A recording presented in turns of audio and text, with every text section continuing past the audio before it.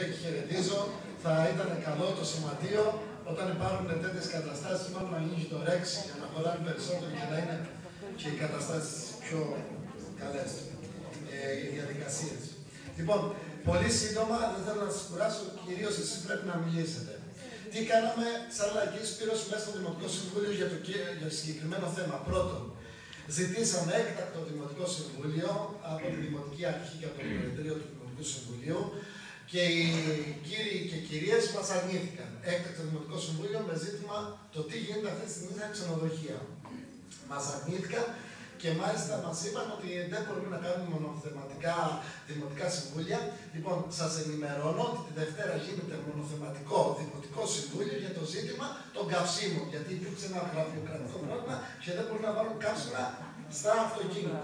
Προς ενημέρωση σας, εμείς είπαμε και στον Δήμαρχο ότι όσα παγκάκια και να φτιάξει, όσες παιδικές χαρές, όσους ποδηλατόδρομους, ό,τι και να κάνει, εάν μιλάμε για μια πόλη που θα έχει ανέργους, για μια πόλη που θα έχει απασχολούμενους, για μια πόλη που θα έχει δούλους και για μια πόλη που θα φεύγει η νεολαία της, ό,τι και να κάνει θα μιλάμε για μια έρημη και παρκοιμασμένη πόλη.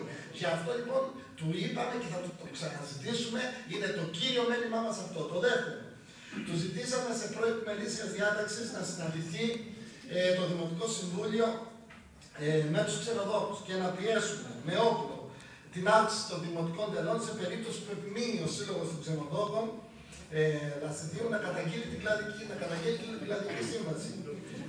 Την τοπική κλαδική, ναι. Δυστυχώς παρέδεψαν το θέμα στον Οκτώβριο που θα συζητηθεί ο προϋπολογισμός και όπως καταλαβαίνετε τον Οκτώβριο έχει πετάξει το πλάκι.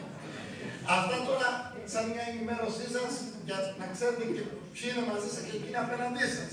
Και αυτό θα είναι το κύριο που πρέπει να κρίνετε εδώ μέσα. Δηλαδή, εκτός από την ενημέρωση που πρέπει όλοι να πάρετε για τα νέα δεδομένα, πρέπει για να στοχεύσετε σωστά και για να βγάλετε αποτέλεσμα να δείτε τελικά ποιος είναι απέναντί σας, ποιος είναι ο εχθρός σε αυτόν τον πόλεμο που δέχεστε καθημερινά.